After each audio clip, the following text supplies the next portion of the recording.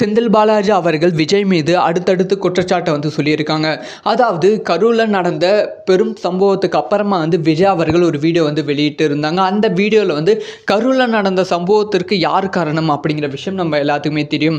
இது வரைக்கும் நான் 5 பிரச்சாரத்துக்கு போயிருக்கேன். இந்த 5 பிரச்சாரத்துலையும் இந்த மாதிரி சம்பவம் நடக்கல, கரூரில் மட்டும் ஏன் நடந்தது அப்படிங்கிற கேள்வியை விஜய் அவர்கள் அடுத்தடுத்து கேட்டது சமூக வலைத்தளத்தை பெரும் அதிர்ச்சிக்குள்ளாக்கியிருக்கு அப்படின்னு தான் சொல்ல வேண்டும்.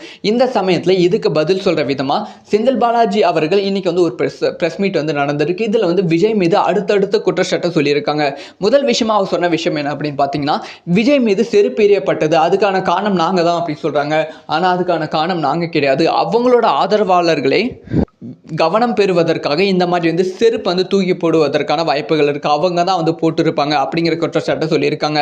அதுக்கப்புறமா கத்திக்கீரல் இருக்குது அப்படிங்கிற குற்றச்சாட்டை சொல்லியிருக்காங்க. ஆனால் யாருமே கத்திக்கீரலுக்கான ஆதாரத்தை காமிக்கல, எந்த மருத்துவமனையிலும் அவங்க அட்மிட் ஆகலை அப்படிங்கிற விஷயத்தை செந்தில் பாலாஜி அவர்கள் சொல்லியிருக்காங்க.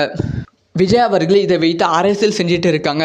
ஸோ இது எதுவுமே உண்மை கிடையாது, முழுக்க போலி அப்படிங்கிற விஷயத்தை அடுத்தடுத்து செந்தில் பாலாஜி அவர்கள் குற்றம் சொல்லிட்டு இருக்காங்க. இதுக்கு மக்களோட கருத்து எப்படி வரப்போகிறது அப்படிங்கிற விஷயத்தை வெயிட் பண்ணி தான் பார்க்கணும். இதை பற்றி உங்களோட ஒப்பீனியனை கமெண்ட் பண்ணி பண்ணுங்கள்.